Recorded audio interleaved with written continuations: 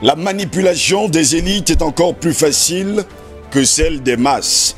Tout le monde manipule tout le monde et c'est ce qui rend la politique dangereuse et passionnante à la fois. Car nous sommes plus manipulés et déterminés par les faits, les événements et les pouvoirs que nous ne sommes capables de prendre en main. Notre destin est celui de la société.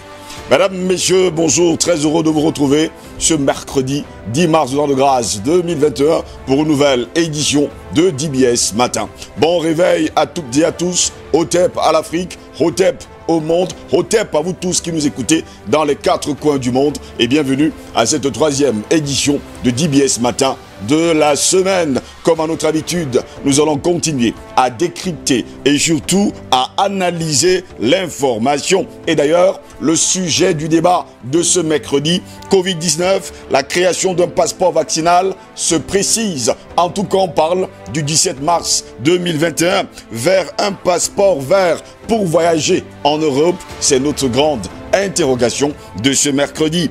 Covid-19, la création d'un passeport vaccinal se précise. Il est prévu justement le 17 mars prochain. Eh bien, nous nous interrogeons vers un passeport vert pour voyager en Europe. Ce sera notre grande interrogation. Et mes invités sont déjà là ce matin pour cette 3e édition de DBS Matin. Patient Parfindo, bonjour, bienvenue à vous. Bonjour Steve. Bonjour à mes amis sur le plateau. Bonjour à toute la grande galaxie DBS La Matinale. Un bonjour particulier aux femmes. Je ne leur ai pas dit bonjour la fois dernière. Vous savez, sans nos dames, sans nos sœurs, sans nos mamans, je pense que nos pays se seraient déjà écroulés. Parce que quand on voit le sacrifice de ces femmes-là, je sortent à 5 h du matin, vous le voyez plein à la gare, par exemple, de côté, attendant la marchandise, ou bien étant déjà positionnés pour écouler la marchandise qu'elles ont réceptionnée il y a cela quelques heures par train, pour que nous puissions vraiment avoir les vives frais sur le marché. J'ai dit chapeau à ces dames, vous êtes formidables. Donc il n'y a pas que les dames qui sont bardées de diplômes, il y a aussi ces petites mains qui sont souvent invisibles, souvent hors radar, qu'on n'invite pas sur le plateau, dont on ne fait pas la promotion, mais grâce à qui ce pays, nos peuples tiennent.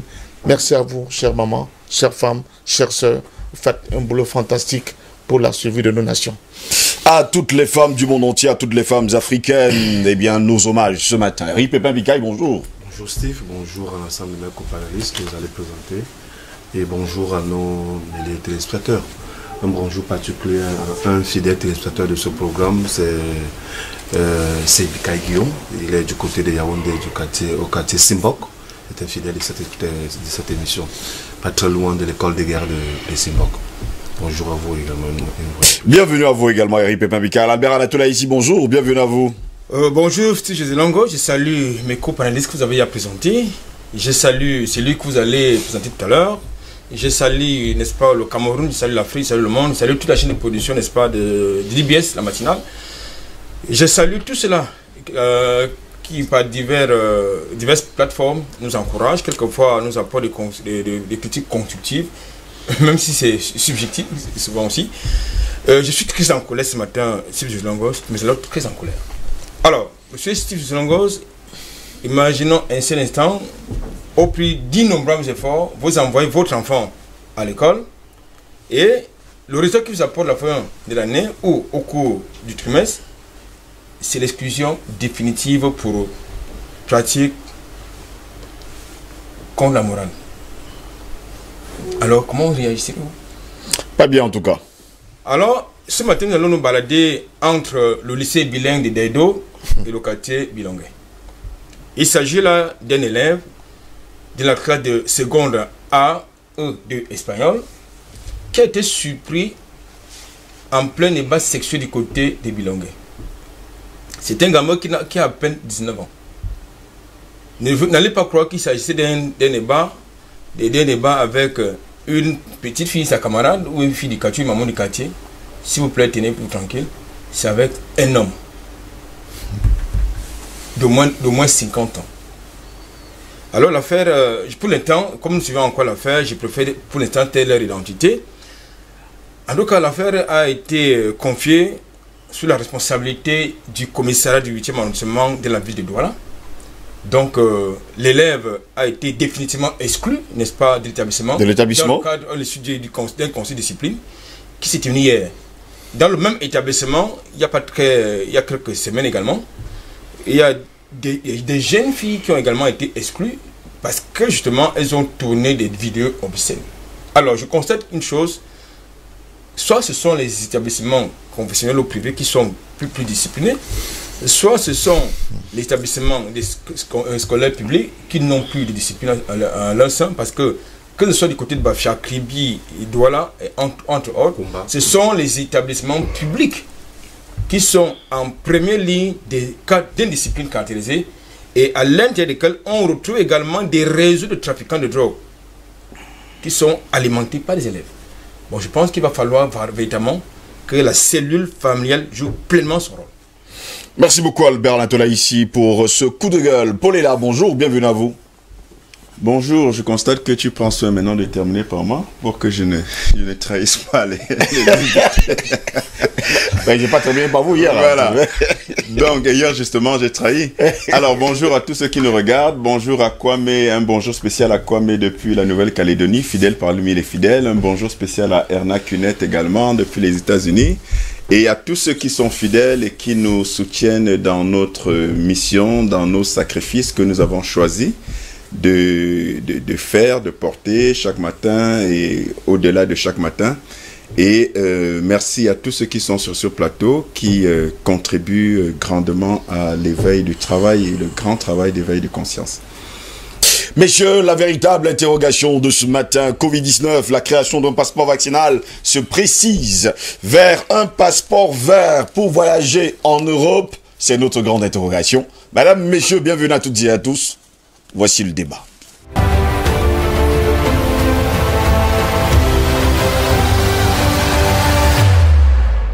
Covid-19, la création d'un passeport vaccinal se précise vers un passeport vert pour voyager en Europe. C'est notre grande interrogation de ce matin. Il y a encore quelques mois, nous en parlions et beaucoup de personnes nous ont dit que c'était un complot. Malheureusement, ça se précise et ce sera définitivement fait le 17 mars prochain. Le passeport Covid européen sera présenté donc à tous les Européens le 17 mars prochain, c'est-à-dire, il faut le dire comme ça, mercredi prochain. La Commission européenne va bientôt instaurer un coronavirus Digital Green Pass, une sorte de certificat numérique pour prouver qu'une personne a été ou non vaccinée. Le coronavirus Digital Green Pass servira comme preuve de vaccination, de tests négatifs ou encore de certificat de rétablissement après avoir contracté la Covid-19 et développé des anticorps. Messieurs, l'objectif, sécuriser et permettre les déplacements dans l'Union européenne ou à l'étranger. Mais pour les experts, de nombreuses questions persistent. On commence. Nous savons que les vaccins protègent les gens contre les maladies graves. Mais ce que nous ignorons, c'est que c'est la durée de l'immunité. Donc, il faudrait une date d'expiration. Une autre question est celle des nouveaux variants.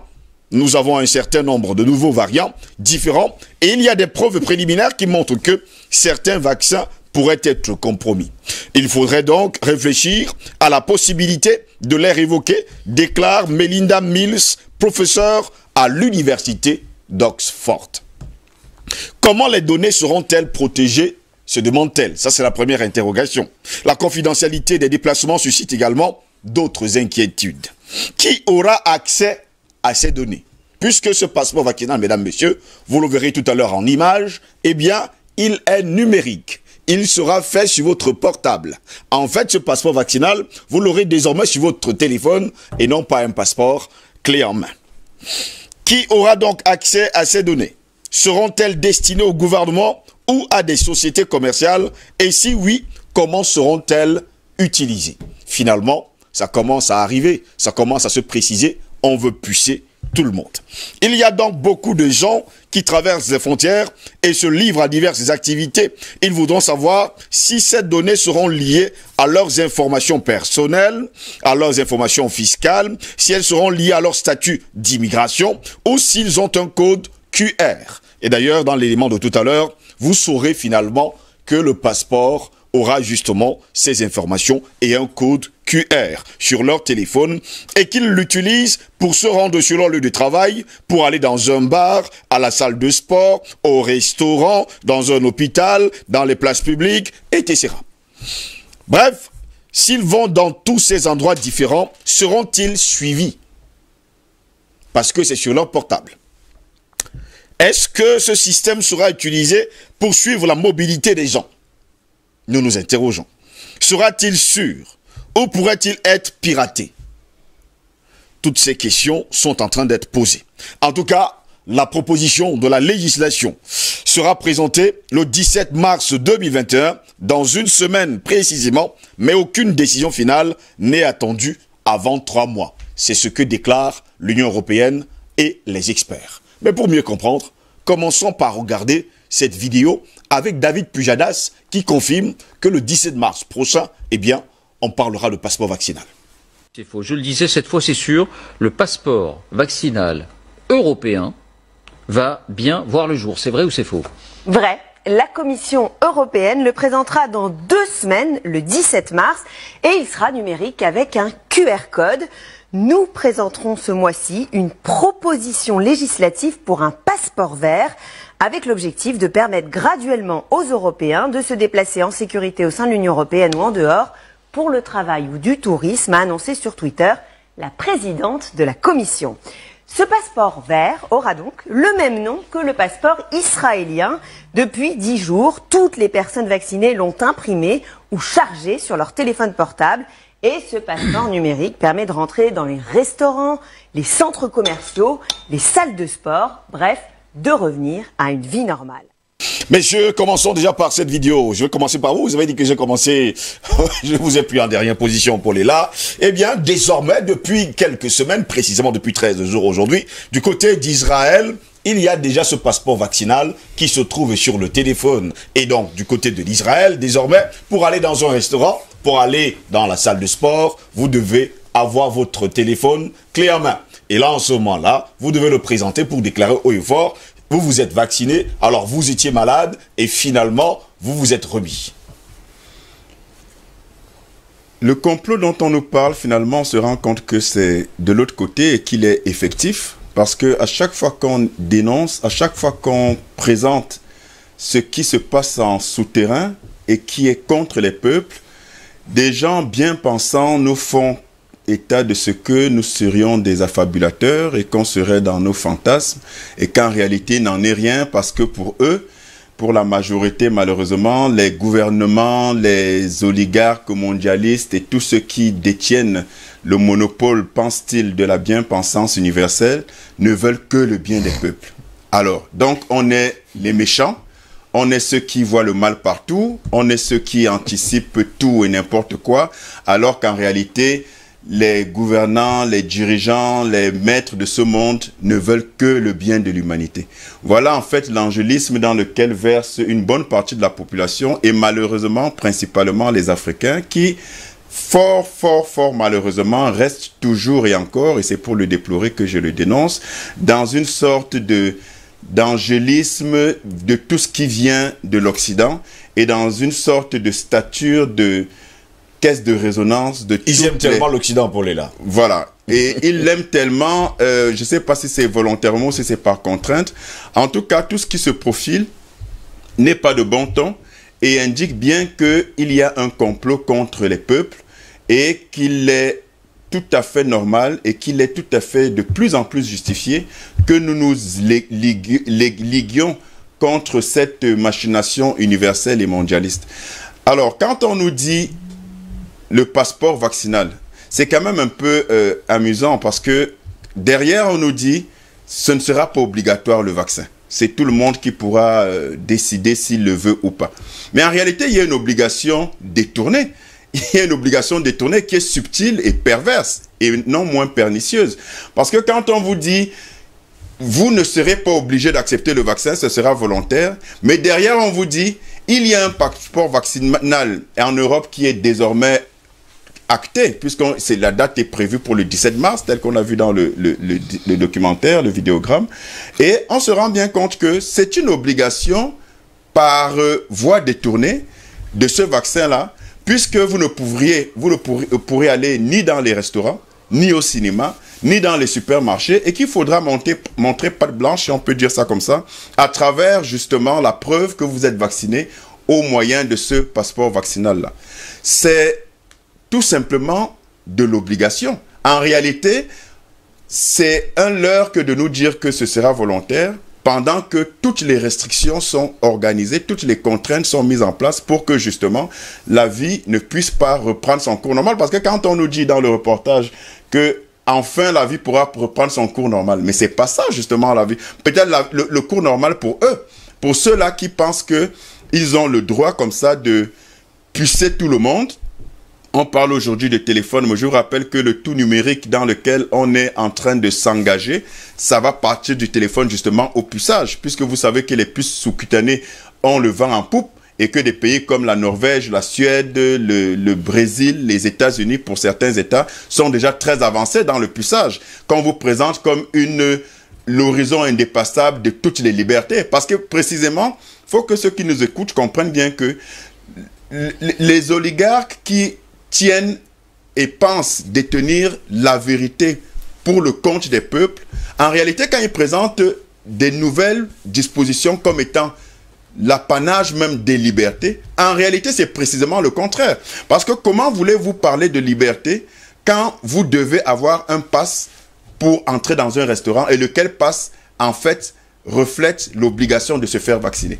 Comment voulez-vous parler de liberté quand vous ne pouvez aller vous ne pouvez vous mouvoir, que ce soit dans les restaurants, que ce soit dans les cinémas, que ce soit partout dans les lieux publics, que parce que vous avez montré que vous avez le quitus, justement, qu'octroient ces personnes-là. Mais ce quitus-là, justement, c'est quoi? Ce sont des quitus électroniques qui ne sont pas anodins. Ce sont des quitus numériques qui sont planifiés dans le but du contrôle total de l'humanité. Quand on parle de ça, jusqu'ici, je pense que les gens commencent à s'en rendre compte, ce n'est pas de la fabulation.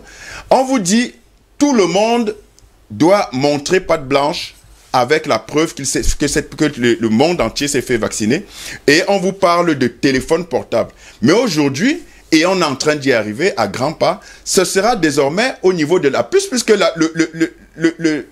la suite en termes d'évolution technologique du téléphone, en tout cas de tout ce qui est numérique, c'est dans le corps. C'est des puces qui ont la taille d'un grain de riz ou d'un grain de sel. C'est connu. Et qu'est-ce qui nous fait penser qu'on ne devrait pas s'inquiéter quant à un vaccin qui, probablement, compte tenu de la mouvance mondiale par rapport à tout ce qui se trame, oui. Qu'est-ce qui nous fait penser que ce vaccin n'est pas justement le moyen d'inoculer ces puces-là?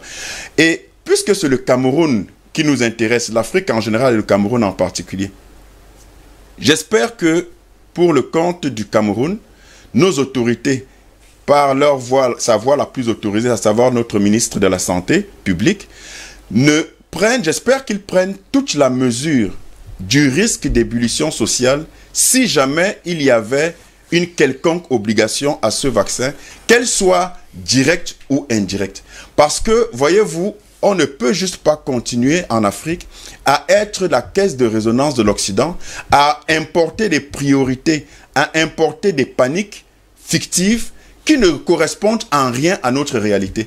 On nous parle dernièrement, si j'ai regardé les chiffres dernièrement, on nous parle d'environ 500, selon les sources, 550 décès sur une population de 25 millions d'habitants. J'ai calculé, ça fait précisément 0,0024% de décès. Alors, et vous vous rendez compte que, et ça c'est encore les chiffres officiels, 95% de ces décès-là, c'est des personnes du troisième âge, c'est-à-dire de plus de 70 ans.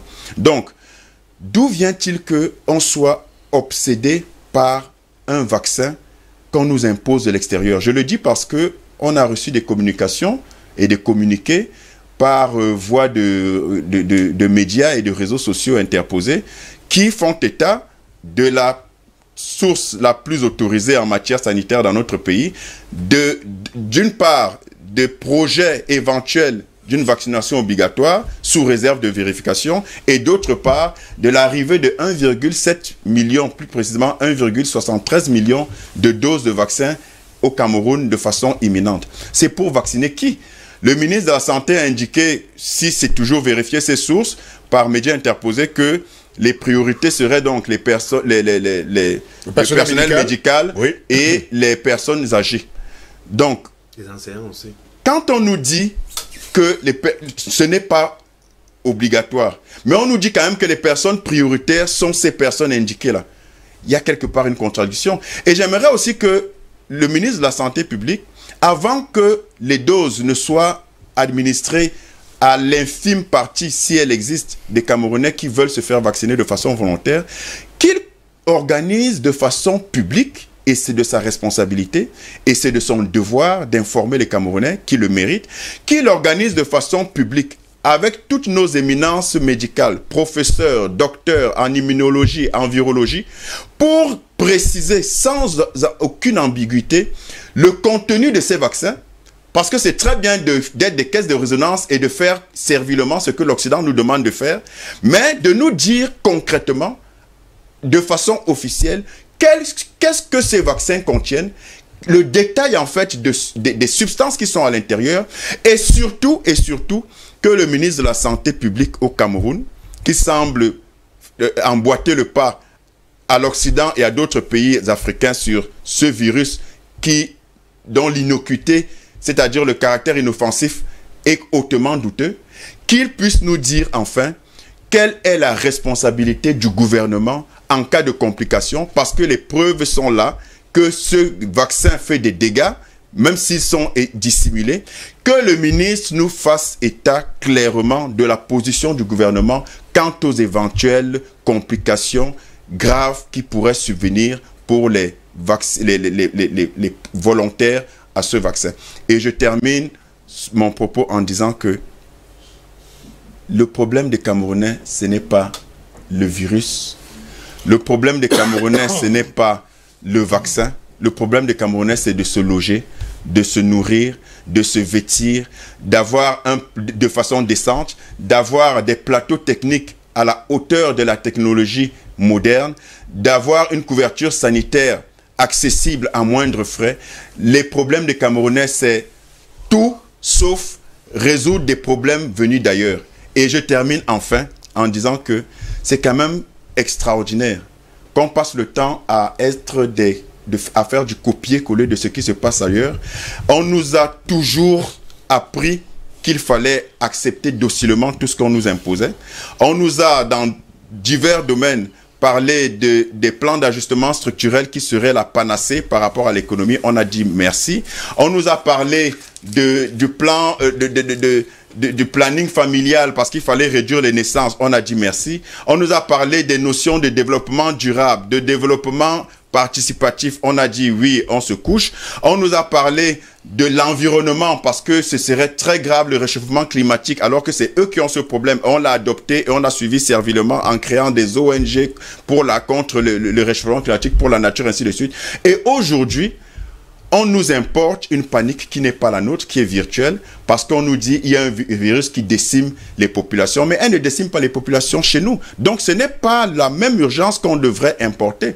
Et enfin, comment se fait-il qu'on soit toujours en train de suivre de façon servile?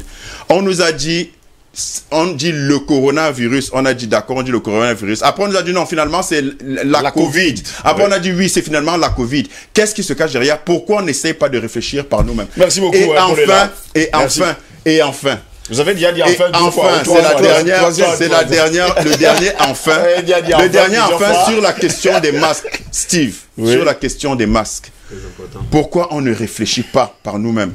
On voit des gens sous la chaleur. J'ai vu dernièrement une maman, des papas transpirer à grosses gouttes, étouffés sous la chaleur parce qu'ils doivent mettre le masque, alors que le masque tel qu'il nous est imposé a été pensé et conçu dans des environnements tempérés où il fait frais. Mais pourquoi nos grands scientifiques qui passent le temps à réciter ce qu'ils lisent dans les livres scolaires n'arrivent pas à créer, ne serait-ce qu'en copiant les masques, à créer des masques, à penser à des masques qui soient au moins adaptés à nos conditions climatiques. Les masques tropicalisés. Les masques tropicalisés. Apprenons à réfléchir par nous-mêmes, à arrêter d'être des caisses de résonance. Merci beaucoup, Paulela. C'est de l'abondance du cœur que la bouche parle, finalement. Hein.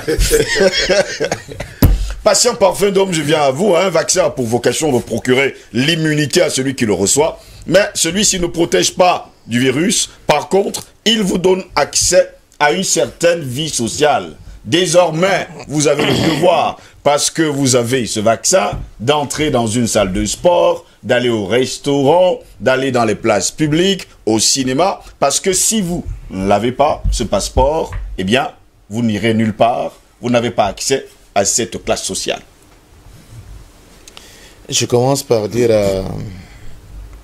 à nos frères, à nos sœurs, d'adopter le pari pascalien. Nous sommes face à quelque chose qui nous échappe, dont nous ne maîtrisons pas complètement les tenants et les aboutissants. Il faut être prudent.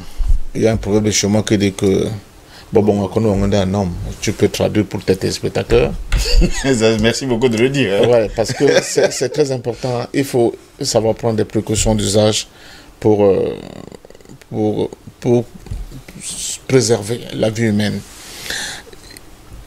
Je pense que c'est pas de bon ton qu'on se lance dans les combats d'arrière-garde. C'est inutile.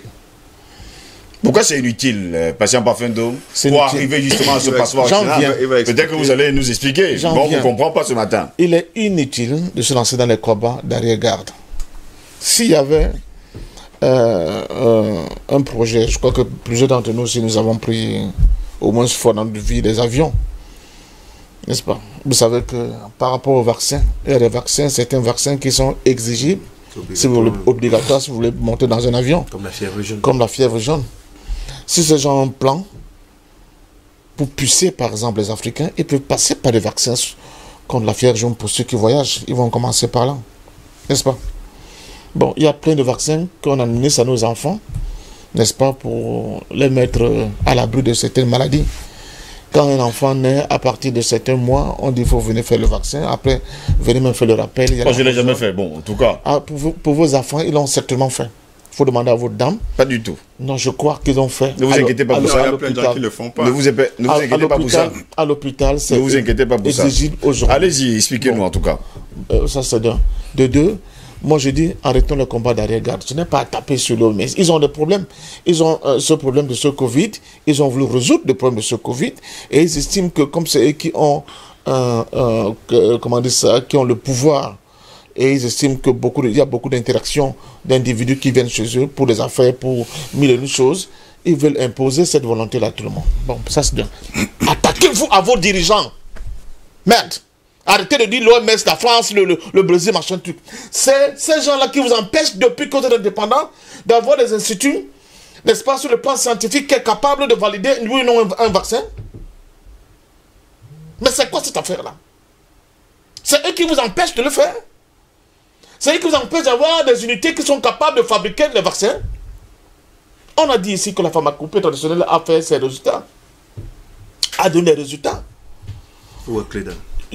Les Clédan, bon c'est les Clédan. Il y a plein de gens qui ont défilé sur vos plateaux. Où sont produits. Je vous ai donné une information que certainement vous avez. Il y avait une société, quand vous montez là, à Moutengene pour aller vers Buya, à droite, qui faisait dans la commercialisation des écorces d'arbres. Et on me dit qu'il y a même un certain nombre d'affaires dont je ne cite pas le nom, qui s'est lancé dans ce business-là. Ces écorces d'arbres allaient en Occident parce que les firmes pharmaceutiques en avaient besoin pour extraire le principe actif pour fabriquer un certain nombre de médicaments. Mais que faisons-nous depuis? Le Cameroun, l'Afrique. Pour nous aussi créer, je vous ai donné une autre information, Cuba ne prend aucun vaccin. Ils ont décidé de fabriquer eux-mêmes leur propre vaccin. C'est un autre champ de bataille que nous devons ouvrir. Pour dire, ok, vous voulez un passeport vaccinal? Nous allons vous le fournir. Mais avec notre propre vaccin. Pourquoi on ne le fait pas? On va dans des combats perdus d'avance. Si nous n'avons rien, on va dire, oh, on ne va pas faire, on va dire, ok, si tu ne fais pas ça, ce n'est pas un problème. Mais tu ne monteras plus jamais dans un avion pour aller faire un séminaire, même au Gabon. Donc, je ne peux pas comprendre comment on passe le temps à nous défausser sur les autres, alors que nos États sont capables de s'organiser en anticipant pour voir les dangers qui arrivent. C'est le début avec le coronavirus. On parle de poussage, d'accord. Mais organisez-vous, vous ne vous organisez pas. Vous laissez les choses, vous voyez le loup arriver. Ah, voilà le loup qui arrive, il arrive. Mais vous ne prenez aucune disposition pour ne pas même pas faire une barrière pour que celui ne vous atteigne pas. Après, on va commencer à crier au complot. Moi, je ne comprends pas cette attitude. Je commencerai déjà par vous dire qu'il y a 4 mois aujourd'hui, lorsque nous parlions justement de ces informations, c'est l'Association internationale du transport aérien qui a mis sur la table ce passeport vaccinal. Ah, je l'avais dit. Ça n'a rien à voir avec l'OMS. Comment est-ce qu'une association comme celle-là, qu'on appelle l'Association internationale du transport aérien, peut prendre une décision sur la santé des gens? Mais parce que l'un des endroits où le virus crée des dégâts, selon eux, c'est des endroits confinés comme des avions. Au-delà de ça, je et les marchés, mais bien sûr, les marchés qui sont là. Mais c'est pour ça que dans certains pays, mais nous avons démontré que nous avons fait preuve de résilience, nous avons fait preuve de comment on dit ça, de résistance par rapport à ce vaccin. On a expliqué pourquoi nous les Noirs, nous sommes de moins en moins, n'est-ce pas, réceptifs par rapport à cette contamination-là. Mais comme nous sommes dans un monde, nous sommes dans une planète, personne ne vit zen dans sa bulle. Nous sommes dans des interactions. Et dans cette interaction, il y a des compétitions. C'est une guerre dans laquelle nous sommes. Comment nous on s'organise pour fabriquer aussi nos propres fusées, nos propres bombes, nos propres X et Y, nos propres vaccins, Steve Goss, nos propres passeports vaccinaux, ou bien vaccinaux, je ne sais pas. Qu'est-ce que nous on fait? On ne fait rien. Après on crie, on va demander au ministre, mais les ministres obéissent aux ordres de Paul Biya. C'est Paul Biya qui a fait venir les vaccins. C'est tout. Le ministre ne fait pas ça ce n'est pas une initiative personnelle. C'est un collaborateur. C'est un collaborateur qui répond aux instructions, n'est-ce pas, du gouvernement, dont le chef de l'État. S'il vous plaît, arrêtons ce combat d'arrière-garde. Parce que je ne sais pas là où ça va nous mener. Et pendant ce temps, du côté de l'Europe, patient parfum d'homme, je vous prends au mot. Pendant ce temps, du côté de l'Europe, c'est 1% de personnes qui, jusqu'à preuve de contraire, on va parler des vaccins de 1% de personnes qui sont disponibles. Mais pendant ce temps, sur le continent africain, il y a quand même des millions de doses qui arrivent. Il y a une initiative internationale, l'initiative COVAX. N'est-ce pas? Pour pouvoir mettre à disposition des pays africains, des pays du tiers-monde, excusez-moi le terme, qui sont les plus touchés. 200 pays dans le monde. Donc, quels sont les pays les plus touchés? Sur le Cameroun, pays non, ce n'est pas l'affaire les plus touchés. N'oubliez pas que, n'oubliez pas qu'il y a eu un débat. Bon, où les pays du pauvre, où les pays du pauvre se sont dit qu'ils sont complètement lésés, qu'ils sont abandonnés. Quels sont les pays qui ont fait cette déclaration? À la couverture vaccinale. Pardon? Quels sont les pays qui ont fait cette déclaration? Aucun pays n'a fait cette déclaration. Aucun. Aucun pays n'a fait cette déclaration. Si vous le dites, c'est ignorer les mécanismes. Mais vous parlez de quoi? Aucun pays n'a fait cette déclaration. Par rapport à quoi? Par rapport à recevoir ou alors à être lésé. Oh, c'est faux! Il y a eu plusieurs réunions virtuelles sur la question, sur la réponse par rapport. Non, vous demandez les noms des pays. Macky Sall l'a fait dernièrement sur France 24. Écoutez, quand j'en parlais ici. Et le projet COVAX, c'est ils sont nombreux, ceux de temps qui criaient que nous sommes abandonnés. Vous comprenez? Le projet COVAX, il y a donc certains pays qui ont été éligibles au projet COVAX. Ces pays-là vont recevoir des doses de vaccins. Pardon? Macron. Non. C'est Macron qui a dit. Non. Parce qu'à parfait d'homme, c'est Macron qui l'avait déclaré. Je vous dis que le chef d'État africain. Avant les chefs d'État africains. En tout cas, je vais passer la parole à quelqu'un d'autre. Donc, je continue de vous dire, ce n'est pas être pour ou contre le vaccin. C'est être capable de fournir des solutions endogènes à tous ces problèmes-là qui arrivent. Et je dis, nos États ne font absolument rien. C'est eux qui nous mettent dans des problèmes. C'est eux le problème. Ils ne s'organisent pas. Quand vous êtes comment dire ça, vous dirigez un pays, une nation, des peuples, mais vous êtes garant de leur sécurité. Et la sécurité à tous les niveaux. N'est-ce pas? Tous ces monstres que la dessine là, nos gars ne le savent pas. Et qu'est-ce qu'on fait? On croise les bras, on dit, oh attention, ils vont venir nous bouffer. Le monstre arrive. Et les gens qui sont censés nous protéger, ils ne disent rien, ils ne font rien. Ils ne prennent aucune initiative de nature à pouvoir nous protéger. Je dis et je répète, nous avons des têtes bien faites. Nous avons sur le plan scientifique des enfants qui sont, comment dire ça, qui ont un professionnalisme d'un très haut niveau. Je ne peux pas comprendre que plus de 60 ans après nos indépendances, l'Afrique en général, je parle d'Afrique en francophone, mais l'Afrique en général, mais surtout nos pays aussi, même sur la sous-région, on soit incapable d'avoir des unités de réflexion, de recherche pour fabriquer des médicaments. Comment Cuba fait pour le faire? Comment le petit Cuba fait pour le faire? Nous, on ne fait rien. Après, on va organiser les débats, on dit, oh, les Blancs veulent nous bouffer, ils veulent faire... Non. Mettons les gens face à leurs responsabilités. Si vous me donnez un travail à faire, M. Ngos, et que je ne le fais pas, et le courage de me dire que M. Ndomou n'avait pas fait le boulot, arrêtez de dire que c'est parce que Bikaï était à côté de moi, parce que Bikaï m'a... Non, c'est moi qui suis fautif dans cette affaire-là. Donc, nous sommes là face à quelque chose qui nous arrive, tout simplement parce que nous n'avons pas l'âge, les gens à la hauteur de préserver les intérêts des Africains. On peut fabriquer un vaccin. On peut avoir aussi notre propre passeport vaccinal. Maintenant, on ira à la bagarre avec l'Occident pour que nous disent en quoi notre passeport vaccinal sera moins qualifié, n'est-ce pas, d'être un passeport vaccinal par rapport au leur. Et je crois que ça va permettre même au monde entier de voir vraiment ce problème, comment il se pose. On l'a vu avec les vaccins, comment la guerre totale sur les vaccins, même entre les Européens. Le conflit qui a eu lieu entre l'Angleterre et l'Union européenne. Et on a vu qu'au niveau des vaccins, la Chine a son vaccin. La Russie a son vaccin. Les vaccins qui ont été financés par les Américains et les Européens existent aussi. Et, je vous l'ai dit, Cuba a décidé de ne prendre qu'un vaccin parce que sur le point de produire leur propre vaccin. Mais c'est sur nous, en Afrique, les gens volent des milliards, ils vont acheter des domaines à méfaire, ils entretiennent les systèmes pourris en Occident, ils financent les campagnes politiques et présidentielles en France de certains dirigeants français qui vont venir encore nous dire que nous ne sommes pas entrés dans l'histoire, etc., etc. Et face à une pandémie comme celle-ci, on est démunis, on n'a rien, et vous me demandez, moi donc, de venir sur un plateau pour commencer à dire qu'il y a un complot contre nous. C'est un complot contre nous. Vous irez vous faire vacciner? S'il y a un complot contre nous, nous-mêmes, nous sommes responsables. Je vous poserai une question simple, hein, patient parfait, donc pour sortir de là. Oui. Vous irez vous faire vacciner si jamais le vaccin de coronavirus arrive? S'il est obligatoire, tu ne vas pas te vacciner. Non, c'est à vous qu'on a posé la question. Si c'est obligatoire, je vous pose une question, vous ne me répondez pas. Moi, je ne vais pas le faire. Tu ne vas pas le faire? Non. Ah, monsieur, si ce vaccin devient obligatoire et que vous ne le faites pas, vous allez voir ce qui va vous arriver. Mais il est prêt. Je vous ai posé la question justement. Mais j'ai répondu déjà à votre question. J'ai répondu à votre question. Albert Anatola, ici, le continent africain, le continent le moins touché justement par le coronavirus. Comment comprendre aujourd'hui que les États africains prennent l'initiative de faire venir les vaccins sur le continent alors que c'est le moins touché dans le monde? En fait, à un moment donné, on n'en a même pas besoin. Oui, je veux dire un certain nombre de choses. En tant que journaliste, je vais parler du factuel.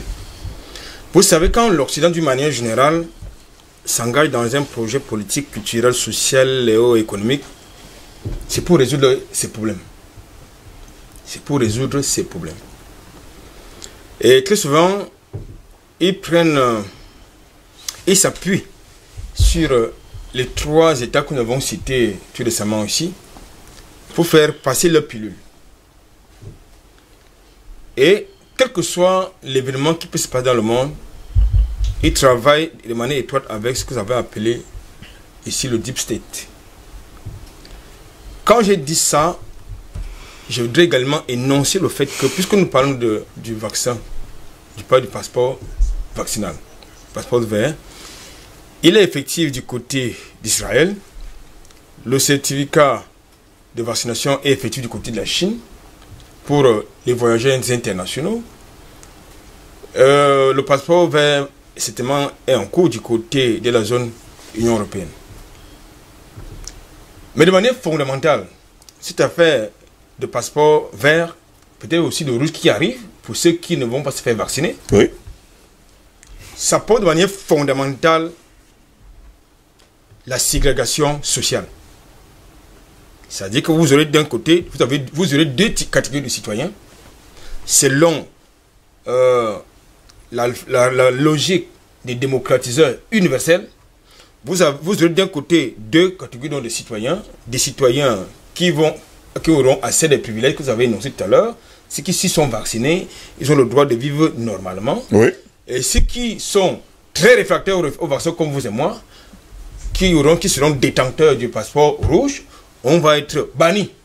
Donc moi je pense que il y a les essais, les analyses scientifiques. Je m'appuie sur les éléments de langage du professeur Christian Perron, qui indique clairement que déjà le masque qui a été évoqué tout à l'heure ne nous protège pas à 100%. C'est-à-dire sa fiabilité est contestable et contestée. Ce n'est pas établi.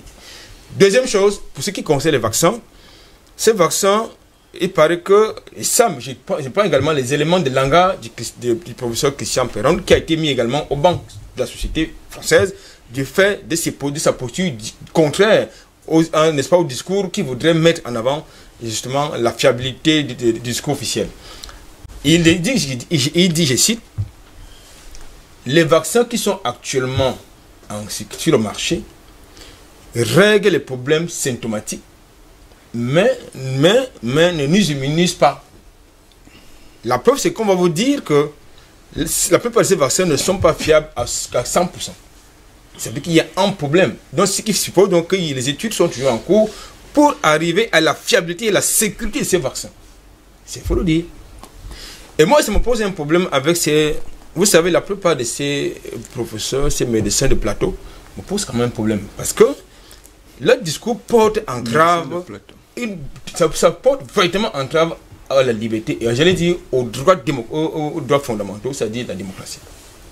Je pose la problématique parce qu'ils ont le droit, dans leur business, de gérer leurs affaires. Mais ils n'ont pas le droit d'entraver ma liberté à moi parce que le problème de passeport vert, ça pose de manière fondamentale la question des libertés. Donc je pense que s'il doit choisir, n'est-ce pas, entre être, disons, un contestataire de ce vaccin, je choisirais d'être contestataire. Parce que nous avons toujours, je crois que le patient l'a évoqué dans son propos, nous devons trouver des solutions endogènes à nos problèmes. Je crois que dans la plupart des discours de nos chefs d'État africains, il était question de trouver des solutions endogènes à nos problèmes, à ces problèmes de pandémie. Oui. Malheureusement, le lexique est emprunté. Les outils de gestion de la pandémie sont empruntés. Qu'est-ce qui est donc endogène finalement? Les masques sont importés, les vaccins sont importés, les tests sont importés et dont la fiabilité n'est même pas établie. Donc je pense qu'aujourd'hui, moi je pense que si je devrais aller en prison pour ma liberté, moi j'irai en prison. Pas fin d'homme. Moi j'irai en prison. Maintenant je voudrais corriger quelque chose, à savoir qu'il y a un document qui a circulé, il y a notamment, qui circule, pas qui a circulé, qui circule. Notamment, il s'agit d'un projet de décret portant sur la vaccination préventive qui doit être obligatoire. Il ne s'agit pas du Covid. Je me suis rapproché justement des médecins. Il m'a fait comprendre qu'il s'agit, n'est-ce pas, d'un décret d'application relative, n'est-ce pas, à la loi portant sur la vaccination préventive obligatoire. Donc c'est là que... Pour les enfants. Voilà, pour les enfants en âge préscolaire. C'est ça qu'il s'agit. Quoi qu'il en soit, il faut rester vigilant. Parce que dans un contexte sanitaire comme le nôtre, qui est assis, dont les outils, n'est-ce pas, de gestion sont douteux, eh bien, il faut rester vigilant. C'est vrai également que dans le même jour, je crois que hier, le ministre de la Santé publique a également signé un communiqué qui demandait à certains délégués régionaux de la santé de commencer à faire un échantillonnage, n'est-ce pas, des volontaires, n'est-ce pas, à la campagne de vaccination contre le Covid-19. Donc je pense que, pour terminer mon propos de manière, pour ce premier jet, il va falloir que les politiciens s'approprient véritablement ce qui n'est pas dit dans le langage dans la lutte contre dans la campagne contre le Covid. Parce qu'il s'agit d'une entrave grave au niveau fondamental et au recul, n'est-ce pas, de l'état de droit. Éric Pépin-Bikaï, dans le reportage que nous avons vu tout à l'heure, on parle justement, il y a plusieurs interrogations. Le passeport vaccinal, bien, seul le détenteur sera-t-il contrôlé? Ces mouvements seront-ils contrôlés? Où il va? Où il monte? D'ailleurs, il faut préciser par ailleurs qu'il y a un code QR sur ce portable. Et quand on parle de code QR, ça signifie tout simplement que peu importe où vous allez, on peut justement vous localiser. Oui, il faut qu'on fasse la différence entre le code QR et le mouvement QAnon. Oui. Si on en fait, on peut comprendre. Je suis de ceux qui pensent, parce que je reste sur la chute du triple A, sur les réponses endogènes à un problème mondial. Et dans son exposé... C'est réellement un problème mondial?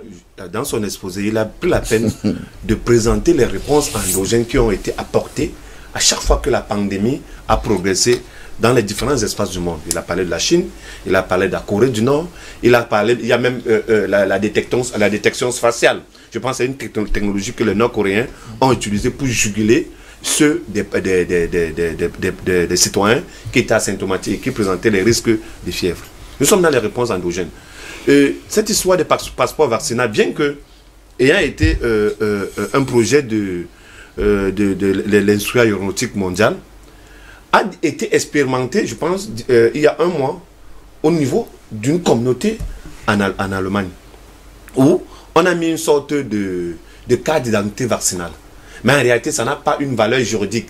C'est juste pour que les citoyens se sentent encouragés dans la campagne de vaccination qui a été organisée dans le cadre de l'Allemagne. D'abord au niveau local, parce qu'ils ont cette culture d'une organisation assez multidimensionnelle dans la gestion d'un certain nombre de crises.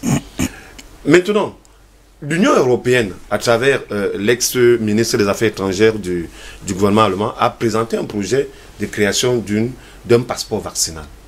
Ça répond à une demande locale, endogène, d'un espace qu'on appelle européen, qui comptait 27 pays hier, aujourd'hui qui en compte 26 pays. Et ça doit être débattu, bien évidemment, au niveau du Parlement européen à Strasbourg. Sera-t-il validé? Ne sera-t-il pas validé? On sait, d'entre les jeux, qu'au sein de l'Union européenne, les gars les plus farouches. Certains États de l'Union européenne ont commencé à obliger justement leur population à se faire vacciner. Qu'on ne trouve... Attends, on arrive. Je parle bien sûr des 26. On sait très bien que les gars, sans attendre justement la Commission de l'Union européenne, dans la gestion qui va se passer le 17 mars. Et dans le choix des stratégies utilisées, les gars les plus farouches sont au sein de l'Union européenne. C'est à l'intérieur de cet espace que les premiers, ils ont refusé toutes les restrictions qui ont été mises en œuvre pour essayer de juguler la maladie. Donc, maintenant, est-ce que ce vaccin-là, ce passeport vaccinal, sera adopté? On reste encore dans la spéculature. Pour le moment, nous sommes aujourd'hui le 10. L'expérience a été faite en Israël depuis plusieurs jours déjà. Ça marche? En fait, je ne sais pas comment je peux faire cette comparaison avec Israël. Mais ce que je sais, c'est que ce qui nous intéresse beaucoup plus, c'est le passeport vaccinal de l'Union européenne. Dans l'espace européen. Voilà. Et puis, ça nous permet de pouvoir comprendre un certain nombre de choses. L'Union européenne, en termes d'échanges, pratiquement, occupe avec un certain nombre de pays, le Japon et les États-Unis, à peu près 2/3 des échanges au niveau du monde entier. Donc, ils sont dans une logique de pouvoir protéger leur espace en choisissant les citoyens qui doivent y aller, que ces citoyens doivent répondre à un certain nombre de caractéristiques. Je pense que par rapport au son de cloche que Parfait est en train a évoqué sur ce plateau, c'est tout à fait normal que les dirigeants d'un espace géographique essayent de mettre sur pied des initiatives acceptées ou pas acceptées dans l'optique, selon eux, de protéger leurs concitoyens. C'est tout à fait normal, ce n'est pas de la magie. Il ne faut pas aller sur Hollywood pour comprendre cela. Maintenant, la dernière question qu'on devait se poser, quelles sont les solutions des autres espaces géographiques du monde? Et je rejoins ce que Aïs disait tout à l'heure. Nous sommes dans un mimétisme chronique. C'est-à-dire que tout ce que nous faisons, c'est parce que des autres l'ont fait avec plus ou moins des résultats. Et si nous arrivons justement au vaccin, c'est parce que les autres veulent le faire. Attention, et c'est peut-être à ce niveau Soyons d'accord avec ça. Ça peut être un danger. Mais la vaccination n'est pas obligatoire. Alors nous font semblant de nous dire qu'ils sont en train de le faire. Je dois préserver mes intérêts en Europe. Je me renseigne quelles sont les conditions me permettant d'aller dans cet espace géographique. Si la vaccination y figure, et que c'est impératif d'y aller, je suis obligé de me vacciner. Dans le cas contraire, je reste dans mon village. Et ça devait être idem pour ceux qui viennent d'ailleurs pour ici. Parce que vous avez plus sur ce plateau, si par exemple un pays comme la Tanzanie, où le président a déclaré qu'il n'y a pas de Covid-19. Moi j'ai vu un reportage la fois dernière dans un média. Malheureusement il s'est retourné. Hein. Voilà, concurrent la vôtre. John Magufuli s'est retourné, actuellement il fait vacciner sa population, voilà. Laissez tomber, voilà. allons-y avec les donc formes. Ça veut dire que nous sommes donc, on est donc d'accord qu'il y a des batailles qui ne servent à rien. Ce qui est important, c'est que chaque espace géographique puisse être capable de s'organiser pour apporter une réponse à une pandémie. J'ai qualifié cette pandémie sur ce plateau de guerre biologique. À cette guerre biologique qui a tendance à n'exclure aucun espace du monde. Et tout le monde est en train de s'y mettre. Peut-être pas l'Afrique, peut-être pas le Cameroun. On parle de Cuba. Tout à l'heure, vous ignorez que le Cuba a prêté main forte au moment où l'Italie était à genoux. Ce sont les médecins cubains qui sont sacrifiés pour venir aider le système sanitaire italien. Donc, il est normal aujourd'hui qu'après cette expérience-là, et puis, le Cuba a une très vieille, grosse expérience en matière médicale qui est connue. Les meilleurs médecins du monde sont cubains, tout le monde le sait. C'est un secret. Vous savez qu'en termes d'exportation, c'est un peu leur produit d'exportation. C'est-à-dire qu'ils forment des médecins et ils les injectent dans les systèmes sanitaires des pays qui en ont besoin, notamment le Venezuela et un certain nombre de pays, même au sein de l'Afrique. Donc, c'est tout à fait normal que... Les bourses pour aller faire la médecine sont gratuites. Hein? Voilà, c'est tout à fait normal. Ça veut dire que cette politique est possible. Oui, c'est possible. Mais si les gars restent dans un mimétisme, aujourd'hui on ne peut plus faire des réunions, on fait les réunions par Zoom. Parce qu'en réalité, ça a été... Ils sont contradictoires quand même. Non, on va revenir avec eux. Merci beaucoup, Eric Pepekal. C'est pas un problème de contradictoire. Moi, je refuse, j'ai toujours dit sur ce plateau, je refuse la culture du déni. Je refuse la culture du déni face à une maladie qui a été de décimer des millions de personnes, y compris sur le territoire africain. Tu as les preuves? Attends. Vous avez vu les cadavres de ces personnes? Non. Allons-y, ne jouez pas avec des millions en Afrique. Vous savez, ça décime des millions en Afrique. On l'a toujours dénoncé. Ça a décimé des millions en Afrique. Je suis d'accord. On l'a toujours dénoncé, c'est que les données utilisées sur le continent sont toujours les données contradictoires. Vous avez fait des émissions, vous n'allez pas venir vous contredire aujourd'hui sur le Covid-19. Vous avez fait des émissions aussi, par exemple, sur le bois, sur les données qui sont présentées. Vous l'avez dit, ce n'est pas de bonnes données. Donc, les données qui sont présentées, les données que nous présentions, peuvent ne pas être bonnes. Savoir au monde entier, je ne fais pas une comme fixation d'autres maladies. Comprenons très bien. Je ne fais pas une fixation sur le cas du Cameroun. Mais je suis en train de dire, cette maladie est en progression et les conséquences sont là. Qui a dit que cette maladie est en progression? Aucun espace. Qui a dit que cette maladie est en progression? Aucun espace présentement n'est épargné. Soyez gentils, c'est parce que les autres ont dit que cette maladie est en progression. Malheureusement, c'est la voie la plus autorisée. Malheureusement. Messieurs, permettez-moi. Nous sommes dans la communication officielle. Et le ministre, pour ce cas-ci, porter la communication officielle. Moi, je veux poser une question simple. Quelle est cette maladie où on impose justement un vaccin, mais qu'il faut, jusqu'à preuve de contraire, que cette maladie a commencé, personne ne cherche le médicament à cette maladie. Alors, on impose le vaccin, mais personne ne cherche le médicament. Moi, excusez-moi, si je suis un peu jovial, mais c'est que bon, il faut garder la bonne humeur quand même, malgré tous les chiffres accablants qu'on nous impose. Alors, très bonne question, Steve. Je commence par là parce que j'ai autre chose en tête, mais je commence par votre question pour dire que quand vous demandez quelle est cette maladie, la question c'était quelle est cette maladie dont on impose le vaccin. On vaccine, mais personne ne cherche le médicament. Alors, moi je rigole un peu parce que vraiment, on est vraiment dans le mimétisme, on est vraiment dans la servilité, on est vraiment dans on nous a dit, donc c'est ça. Quand vous dites, on ne peut pas accuser l'extérieur. Non, mais ce sont nos dirigeants. Mais bien sûr, j'ai bien parlé de nos dirigeants tout à l'heure. La voix la plus autorisée en matière sanitaire, c'est bien le ministre de la Santé. Vous voulez que je m'adresse à qui d'autre? Mais quand vous dites, c'est un faux combat, c'est un combat inutile, mais c'est un peu grave. Je trouve que c'est un peu grave parce que ça remet en cause... C'est grave ou un peu grave? C'est même très grave, parce que ça remet en question tout ce qu'on fait sur ce plateau. Et je dis contradictoire parce que quand on me dit que c'est un combat inutile que de dénoncer le Big Pharma, la finance internationale et tous ceux qui ont des intérêts visibles et invisibles dans cette histoire d'imposition d'un vaccin dont on n'a absolument pas besoin, j'ai envie de dire, arrêtons donc de nous plaindre de la France, des oligarques mondialistes qui nous imposent le CFA, Arrêtons, parce que sur ce plateau, Parfait Ndomé est le premier, et je peux lui rappeler ça, avoir souvent dit que nos dirigeants avaient les mains liées.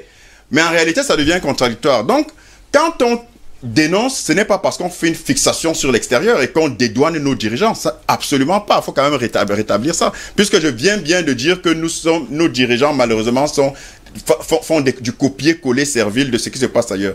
Donc, nous sommes dans une situation où on informe... Ils font partie justement des élites mondiales. Hein. Bien sûr, mais précisons qu'on est dans une situation, le travail qu'on fait, on ne le dira jamais assez, c'est un travail de conscientisation et que tout le monde n'a pas le même niveau d'information que toi et moi. Ça veut dire qu'on dit ce qui se passe, on essaye de mettre à nu ce qui se trame. Et ça ne veut pas dire qu'on dédouane pour autant nos dirigeants. Une fois que je dis ça, je reviens donc à votre question pour dire que on nous dit que toujours les mêmes chiffres officiels. Parce qu'à un moment donné, il faut savoir ce qu'on veut. Soit on prend une partie des chiffres officiels, soit on prend la totalité.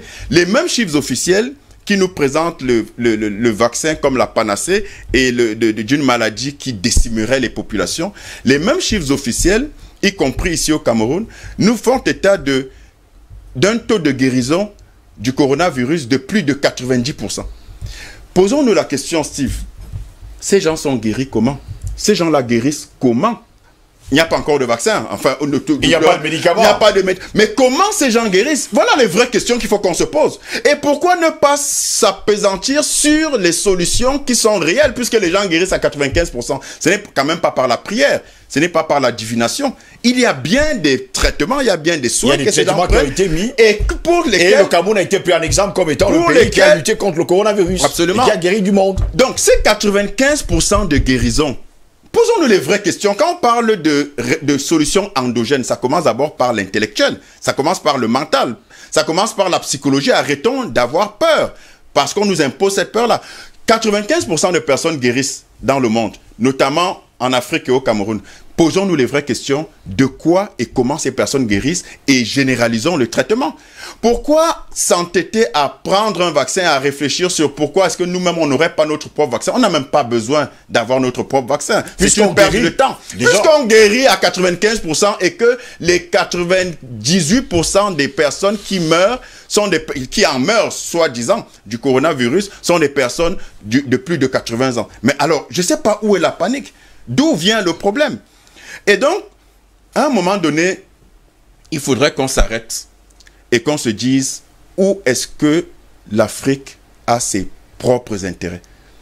Et qu'on arrête de faire le jeu de l'Occident et des priorités de l'Occident et qu'on arrête de s'en approprier des priorités qui ne sont pas les nôtres. Donc, tout porte à croire, tout démontre bien, et Triple A l'a dit tout à l'heure, tout démontre bien qu'on n'a nul besoin de ce vaccin, même pas de façon volontaire. Parfois, on me demandait si c'est obligatoire, est-ce que tu ne vas pas le faire? Non, à un moment donné, il faut aussi qu'on sache ce qu'on fait, ce qu'on veut. On parle tous les jours ici du sacrifice, on soutient les populations sénégalaises, on dit aller jusqu'au bout, on soutient les populations maliennes, on dit aller jusqu'au bout, les populations centrafricaines, on salue les sacrifices de ceux qui montent au créneau et qui risquent leur vie. Ce n'est pas pour dire après que, bon, vraiment, on n'avait pas trop le choix, on nous a obligés. La punition sera quoi? De ne pas voyager. Combien de personnes voyagent en Afrique pour l'Europe? C'est même pas 1% de personnes. Le coronavirus a été déclaré. Est-ce qu'on est mort parce qu'on ne voyage pas? Combien de personnes ont besoin de ce passeport vaccinal pour exister? Donc, le coronavirus, le vaccin, c'est des problèmes importés qui n'ont aucune urgence en Afrique et ce vaccin a montré toutes ses limites. On n'a aucun recul sur ce vaccin. Il ne protège pas contre la recontraction de la maladie pour ceux qui, une fois qu'ils sont vaccinés. Il ne protège pas les autres d'une transmission éventuelle.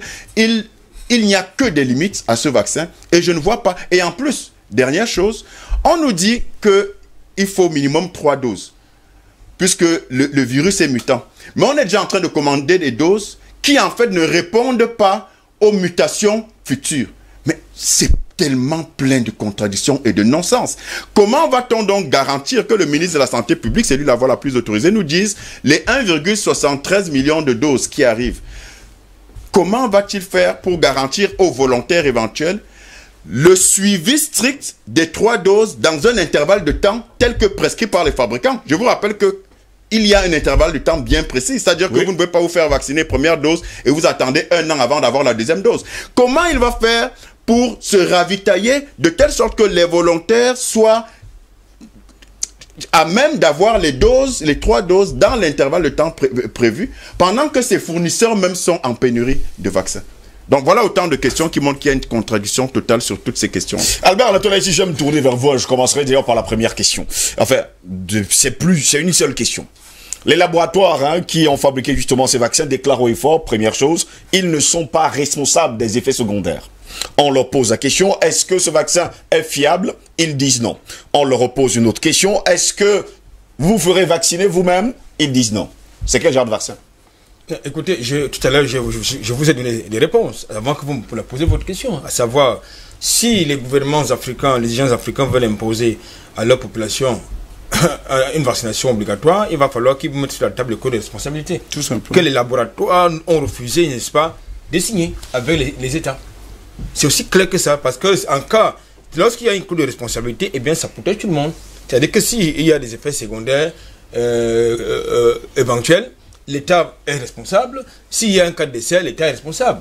Donc je pense qu'il faut d'abord falloir mettre sur la table ce code de responsabilité. La seconde chose qu'il faut faire, c'est quoi? C'est que il va falloir que nos scientifiques, comme j'ai indiqué tantôt, ces médecins de plateau, viennent véritablement nous dire, parce que ça se gargarise justement des lexiques ailleurs pour venir nous parler des choses très compliquées. Nous avons demandé, il y a beaucoup d'argent qui circule dans cette affaire, ça il faut le dire. Le Covid-19, c'est d'abord une affaire de gros sous. Que ce soit au niveau des Big Pharma, que ce soit au niveau du gouvernement, que ce soit même au niveau de la gestion. Donc, je pense aujourd'hui qu'il ne faut pas se tromper. Vous avez, je vais vous prendre quelques indicateurs dans le contexte africain. Vous avez le VIH-Sida qui continue de faire des victimes depuis plus de 30 ans. Vous n'avez pas un vaccin. Vous n'avez pas un vaccin. Zéro vaccin. Vous avez le paludisme qui fait des victimes sur le continent africain. Zéro vaccin. Il n'y a rien du tout. Vous avez beaucoup de familles qui sont en deuil du fait de l'absence, n'est-ce pas, des couverts dans les hôpitaux. Oui. Pas de solution. Donc je pense qu'à un moment donné, il faut essayer de prendre du recul, comme il a pu dire, de fermer les barrières, les frontières, et de réfléchir véritablement comme des cerveaux normaux. Parce qu'aujourd'hui, j'ai le sentiment que nous avons des scientifiques badés, des agrégés de médecine, de tout ce que vous voulez, le docteur machin, mais il n'y a aucune plus-value. Il n'y a aucune plus-value. J'ai l'habitude de dire que la santé, c'est d'abord une affaire personnelle.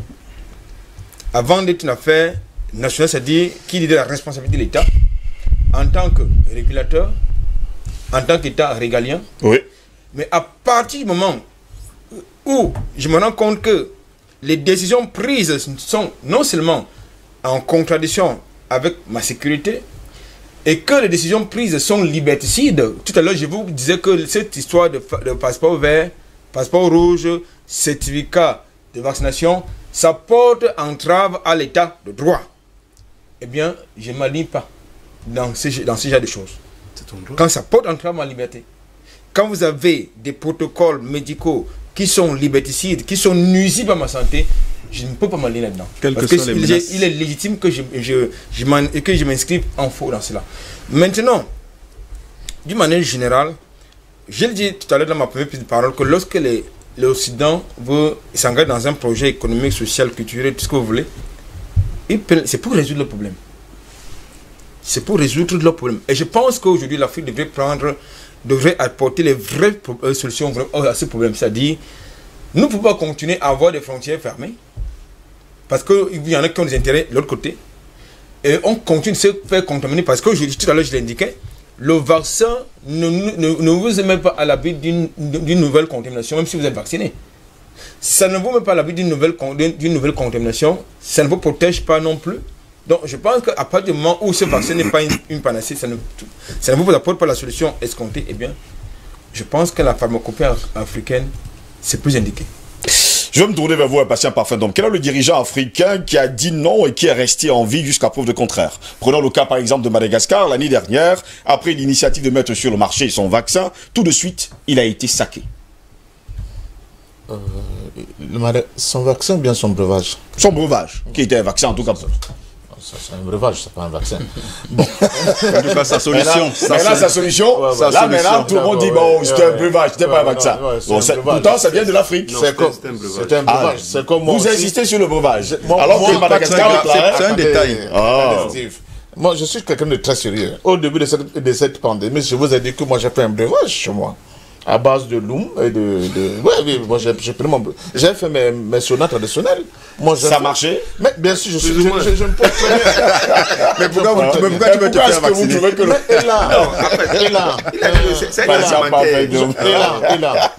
Vous êtes face à un problème sérieux, il faut être sérieux sur le plateau. Non, on est très sérieux. Non, je ne pense pas que vous êtes sérieux. Mais si. Premièrement, vous m'avez attribué des propos de quelqu'un d'autre, sans premier. La question de dire, nos chefs d'État ont les miens, moi je dis jamais ça. Je dis qu'ils ont fait un choix. Nos dirigeants font des choix. Puisque, historiquement, par rapport aux dirigeants africains, on voit ceux qui ont fait d'autres choix. Okay. Moi, je parle toujours des choix. Je dis que l'attitude des uns et des autres, c'est des choix qu'ils font. Moi, je ne dis pas qu'ils ont les pieds et les mains liés, parce que je fais toujours un distinguo entre la contradiction première, sur laquelle je passe le temps à taper, qui est l'Occident, qui est la France et tout, et la contradiction secondaire, que sont nos dirigeants de moment. On est d'accord. Voilà, donc moi je ne dis pas qu'ils ont les mains liées, je dis qu'ils font des choix. Il y a des gens qui font des choix de se coucher comme des chiens devant l'impérialisme, et d'autres gens qui lèvent la tête et qui affrontent l'impérialisme. Nous avons un cas encore tout récent à côté de nous. C'est le cas de M. Touadéra qui a fait notre choix. Vous parlez des vaccins, vous dites oui, est-ce qu'on va vous vacciner? Se coucher, ce n'est pas également prendre l'initiative, par exemple, de se faire vacciner, n'est pas se coucher. Est-ce que les Chinois se vaccinent? Ça, j'en sais rien. Oui. Est-ce que les Russes se vaccinent? Oui. Mais ils ont créé leur propre vaccin, un gosse. Se faire vacciner, ce n'est pas absolument prendre le vaccin AstraZeneca ou bien Moderna, je ne sais pas quoi, ou bien Pfizer. Mais comment vous ne pouvez pas comprendre ça, Steve? C'est aussi simple que ça. Les Chinois se vaccinent, les Russes se vaccinent. Quel pourcentage? Le problème n'est pas de pourcentage. La question de savoir qui le On a commencé même en Occident, même en Europe. On dit c'est d'abord le corps médical. Après on va voir les seniors. Après les gens qui sont, comment on dit ça? Les Chinois étaient les premiers à se vacciner. Comment vous comprenez ça? Avec leurs propres vaccins. C'est ça le problème que vous pouvez quand même préciser que 50% de la population refuse. Merci. C'est ce que je voulais dire. Merci. C'est un débat dans tous les pays. Les Chinois se vaccinent, c'est trop général. C'est pour vous dire que c'est pour vous dire que quand vous dites, est-ce que vous allez prendre le vaccin? 50%. Mais que l'Afrique nous crée aussi un vaccin en disant que voici un vaccin contre le corona, je le prendrai. Parce que je fais confiance au mien. Je leur fais confiance. C'est normal. Le problème dans le débat, c'est que nous sommes des chiens couchant l'impérialisme par nos instances fêtières que sont nos décideurs de moment. C'est là le nœud du problème. Le nœud du problème, ce n'est pas le vaccin en lui-même. C'est que nous avons été incapables de produire une réponse, une solution purement africaine à cette attaque-là. Quand vous me dites que, Anatole, oui, il y a des scientifiques de plateau, mais il y a aussi des scientifiques en Afrique. Il ne faut jamais le nier. Il y a des gens qui sont hautement compétents. Il y a des gens qui sont hautement compétents, qui ne demandent il parle des scientifiques de plateau de l'autre côté de l'Occident pour produire ce que leur cerveau a pu emmagasiner comme connaissance. Mais ils sont et nous restituer. Pardon? Je dis pas, face à cette situation, ils sont où? Il faut qu'on les entende. On ne peut. Mbele vient sur le plateau chaque fois. Il crie qu'on lui donne les moyens. Est-ce que vous lui avez donné les moyens? On ne peut pas dire qu'il n'existe pas. Les gens existent là. Ça veut dire que nous sommes d'accord avec ça. Vous à douter de vous, quoi. Mais c'est pas possible. Mais non, je veux que tu clarifies juste ta pensée. Je clarifie ma pensée en disant qu'on ne les a pas organisés. C'est qu'ils ont la capacité d'organiser ces différents secteurs, pans de notre société, ne font pas ce boulot. C'est eux qui vous imposent ces vaccins venus d'ailleurs. Mais les autres peuples, au vu de la menace, ont au cas de tout réagi. Ils ont commencé à réfléchir qu'est-ce qui se passe. Et rapidement, ils ont actionné leur centre de recherche pour trouver une parade, n'est-ce pas, à cette attaque-là. C'est ça le problème, Steve. Donc, je dis et j'insiste là-dessus. Nous, c'est quand je dis que ce sont les combats d'arrière-garde. Parce que j'ai l'impression qu'on refuse de mettre le doigt sur là où vraiment il y a vraiment le problème. C'est ce qu'on fait. Ce n'est pas de dire que oui, parfum donc non, ce n'est pas ça le problème. Le problème c'est que je continue d'insister. C'est le début des attaques contre les autres peuples du monde. Quand Ngos parle, comment ça s'appelle, Bikaï parle de guerre bactériologique ou bien biologique, n'est-ce pas? C'est le début. Il y aura des attaques à ne plus en finir. On nous a créé Ebola. Vous avez vu les dégâts que Ebola a fait. Là encore, les Cubains sont venus à la rescousse. Hein? Donc, ce n'est que le début des attaques qui seront menées, n'est-ce pas, contre les autres peuples du monde, les Africains principalement. Donc, à nous de mieux nous organiser. C'est une interpellation. Une interpellation à la conscience africaine, à ceux qui ont le pouvoir aujourd'hui. Organisez-vous. Si vous ne vous organisez pas, il y aura justement, on va continuer à être la périphérie qui n'a qu'une vocation que d'avaler tout ce que le centre produit. Il faut qu'on éclate complètement de centre et qu'il y ait plusieurs centres dans le monde aujourd'hui, de telle manière que nous ne soyons plus les obligés des autres, que quand ils claquent du doigt, ils orientent sur le plan culturel, ils donnent une tendance, tout le monde soit obligé de s'y allier. Vous avez parlé des enfants là tout à l'heure, je crois que c'est Nathalie qui parlait, la dépravation qu'on rencontre dans nos écoles aujourd'hui et lycées et collèges. Mais regardez les programmes de vos télés. Vous attendez à quoi? C'est là le nid. C'est là le nœud du problème. Pourquoi nos États ne peuvent pas dire que les soins comme les novellas, on va interdire ça? J'ai vu encore un musicien camerounais à la CRTV. Il avait un haut qu'on appelle sur les grillages. C'est-à-dire qu'on voyait pratiquement complètement son anatomie interne. Il n'est pas habillé correctement et les gens disent que c'est ça qu'il faut faire. Comment vous voulez que les enfants qui prennent ça comme des modèles n'aient pas tendance à reproduire cela? Dans vos niveaux, là, les hommes embrassent pas les hommes. Vous n'avez pas vu ça, hein? Je ne regarde pas déjà ça, hein, chez moi. Mais attendez, mais c'est scandaleux. Ça existe. Non, moi, les femmes embrassent les femmes, les hommes embrassent les hommes, et nous sommes dans les États dits africains et qui laissent passer les transgenres et tout ce que vous voulez. C'est toujours le plan donc, contre l'humanité, vous le savez également. Alors, la réponse c'est quoi? C'est de dire que chez nous, Africains, comme Africains, nous avons nos us aux coutumes, ça, c'est nous étrangers, on l'interdit. On interdit. Vous ne pouvez pas voir les choses comme ça en Corée du Nord. C'est pas possible. Alors, donc, je dis qu'on fait des choix. C'est une question de responsabilité, à la fois individuelle et collective. Les gens qui sont à la tête de nos États, donc qui ont pour vocation de nous protéger, de protéger nos enfants, d'orienter, n'est-ce pas, notre vision du monde, dans le sens de préserver, n'est-ce pas, la culture et les coutumes africaines, j'allais dire, l'Afrique, n'est-ce pas, dans ce qui est le plus essentiel. Ils doivent se rendre compte que nous sommes en guerre. Et vous n'irez pas dans cette guerre-là si vous ne aiguisez pas vos saguets. Vous êtes face à des gens qui aiguisent des saguets, qui créent même d'autres saguets qui sont encore plus performants.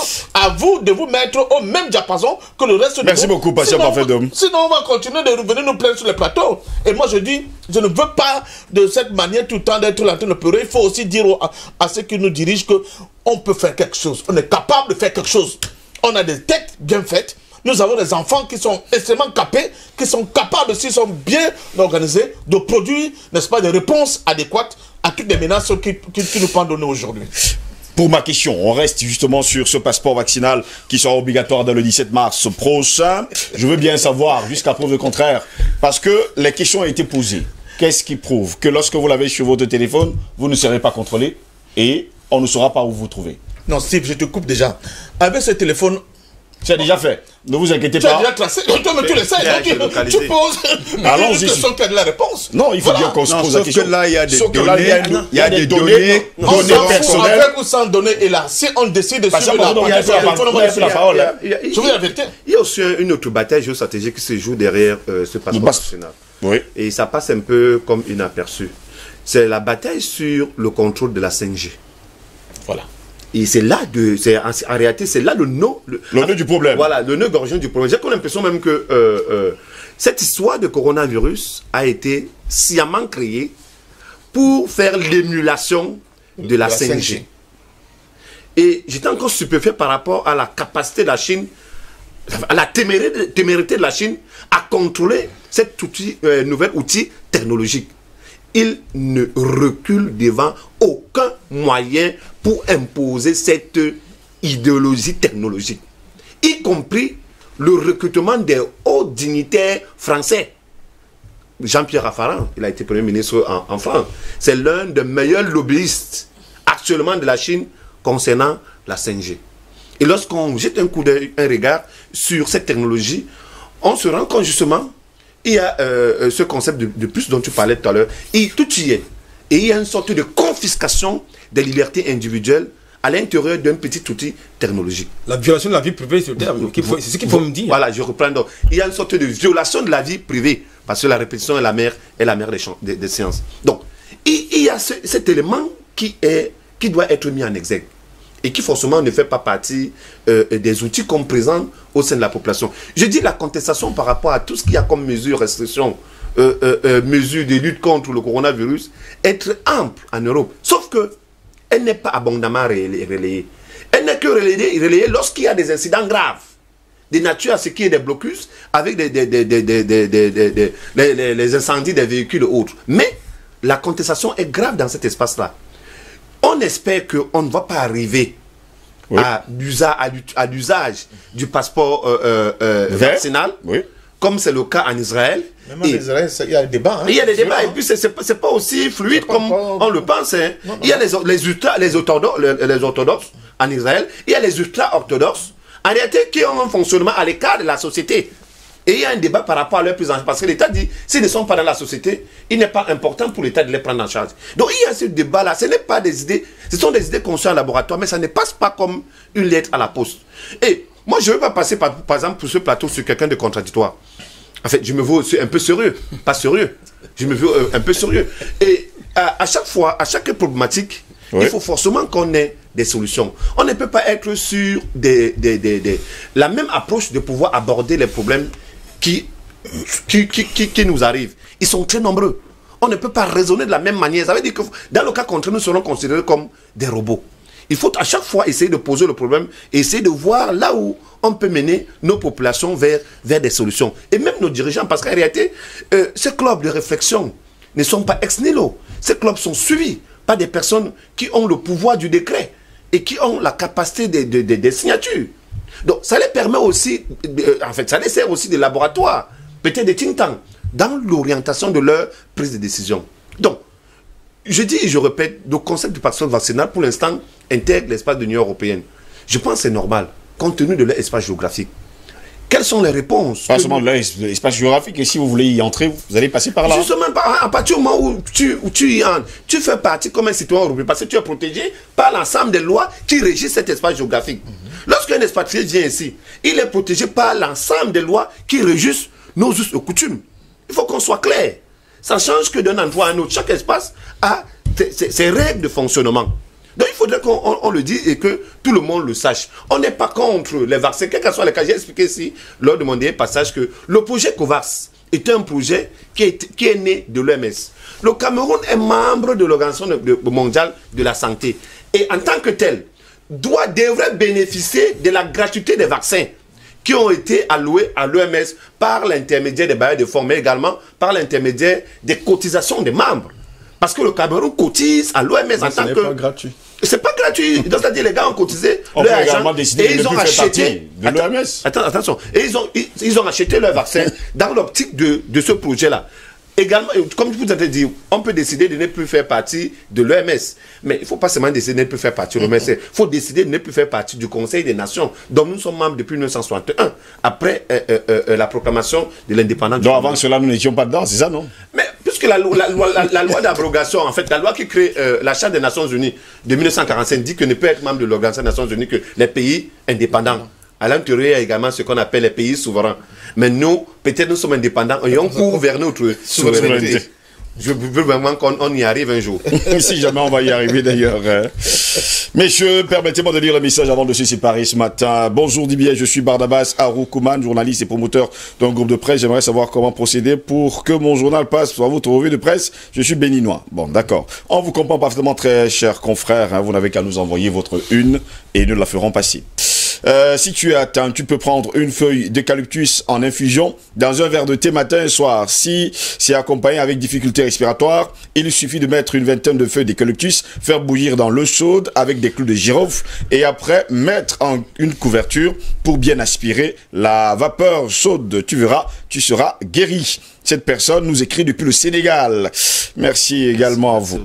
Passeport vaccinal égale 666 signes de la bête. J'ai aimé l'aimer à Konolinga.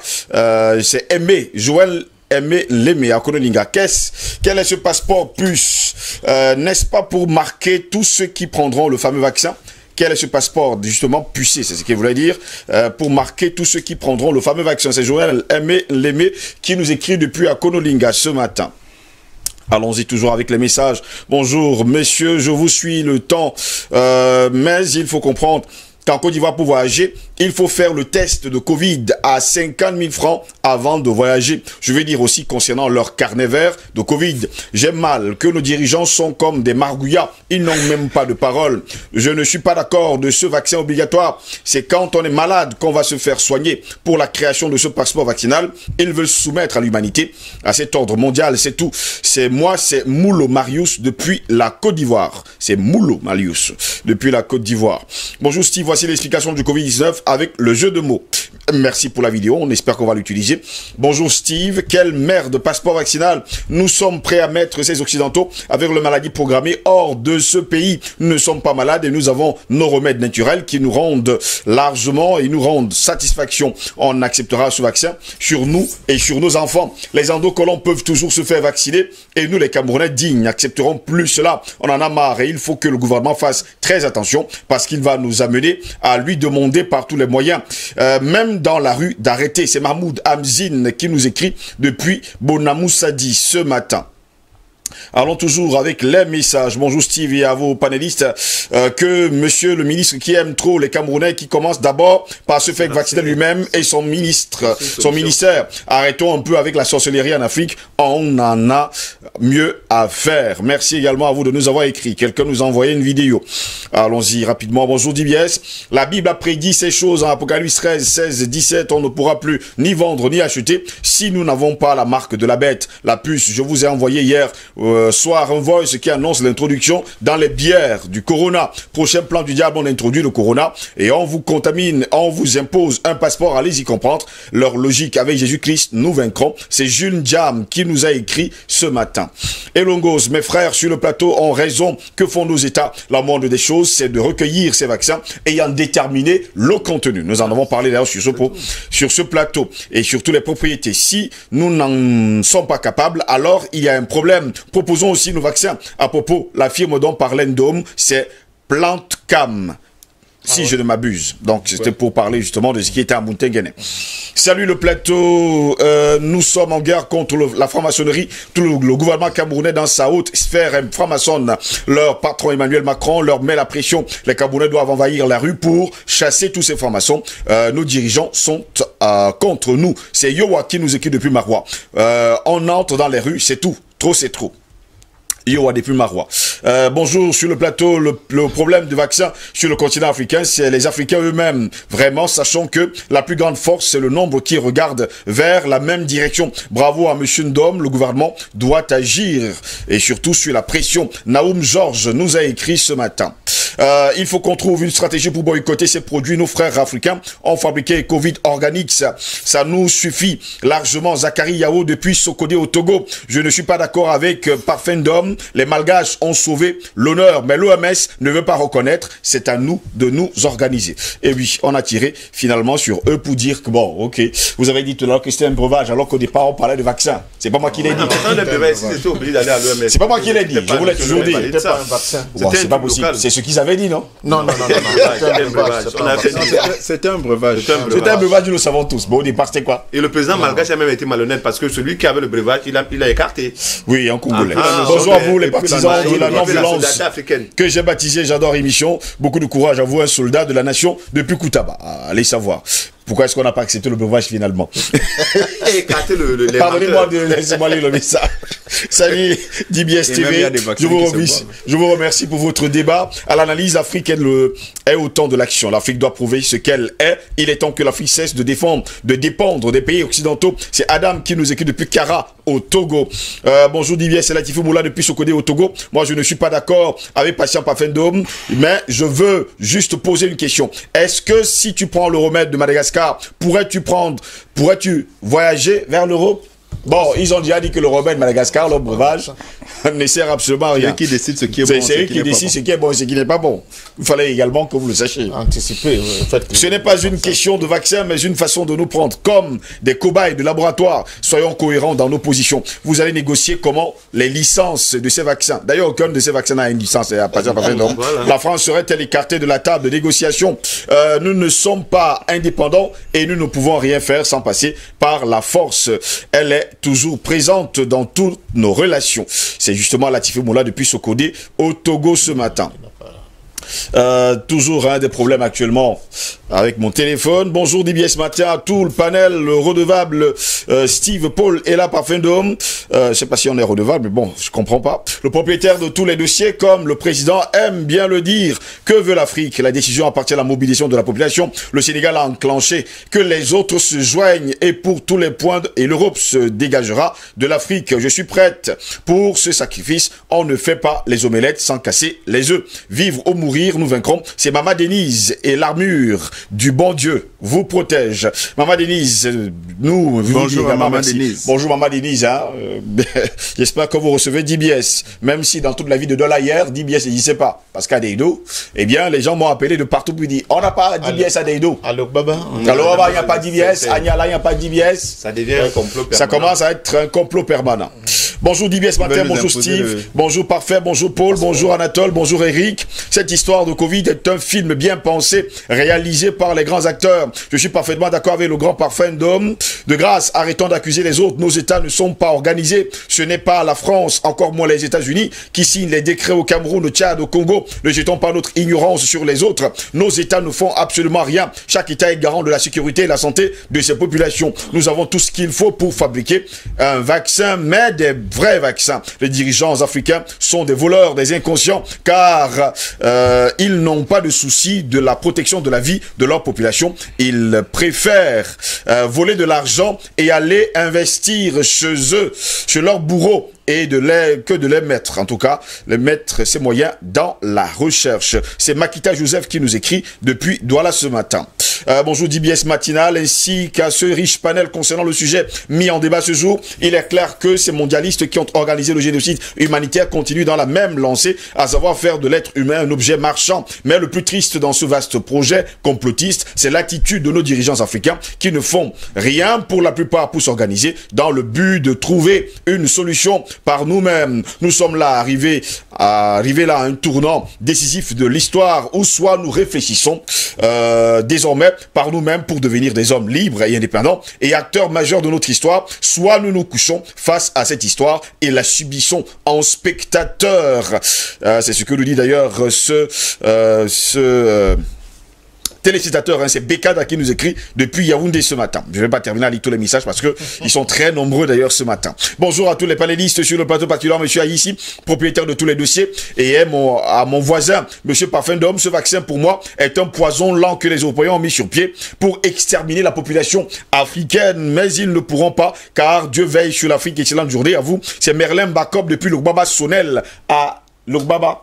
C'est ce qu'il dit encore. Il insiste en tout cas sur le Baba. Vous pouvez comprendre qu'il est votre voisin. Je ne connais pas. Non, il dit qu'il a Sonel. Non, il est votre voisin. Il ne veut pas savoir. C'est votre voisin. C'est votre voisin. Est-ce que tu Il a intérêt quand même de se rapprocher de moi. C'est mon voisin. Il a Sonel. C'est un voisin fantôme, quoi. Non, c'est pas un voisin fantôme. Il nous a écrit. Il est important de savoir que même l'accès au stade de sport, salle de spectacle, station de métro et l'aéroport nous sera interdit. À quoi nous sert l'expression des personnes et des biens, comme au Sénégal, entrons dans les rues, récupérons nos pays qui sont entre les mains des grands brigands internationaux, qui sont en concubinage incestueux avec nos leaders politiques de la société civile et hommes d'affaires Ebolo d'Ibola, de PK12, Bassa, Douala. Avec ces passeports vaccinaux, le téléphone portable sera indispensable, donc dangereux à l'utilisation individuelle. Voilà. Demain, le portable deviendra une bombe avec laquelle nous serons obligés de dormir. Eh bien, c'est toujours Ebolo d'Ibola à Bassa. À Pindo, c'est certainement. Bon, je sais pas, mais il a écrit PK12, Douala Bassa. Ça veut dire qu'on a écouté. Oui, bon, à PK12 pour l'instant, en tout cas. Bonjour Monsieur Ngos et à tous vos panélistes.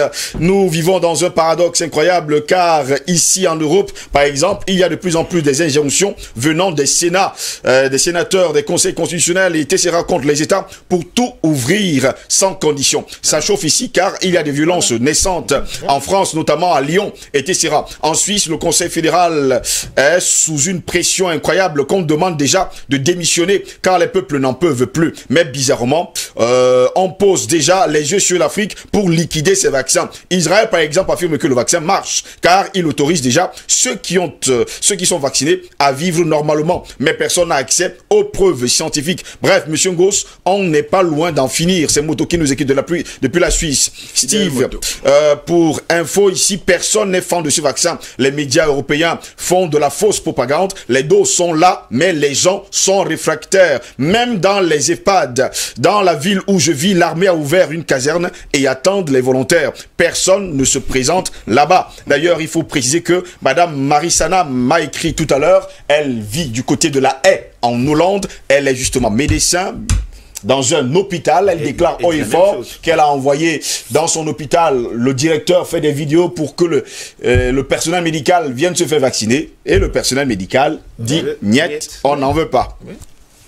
Bonjour Steve et à tous les invités. Si Parfum d'Homme est cohérent, il devrait répondre à ta question par oui ou par non. Les vaccins administrés aux enfants et ceux administrés pour ce voyage sont produits en 8 mois. Est-ce que ce vaccin est fiable? C'est Anani de Port-Gentil au Gabon qui nous a écrit ce matin. Bah, je vous ai posé la question, voir si vous allez vous faire vacciner ou pas. Oui, un vaccin produit par les Camerounais africains, je le prendrai.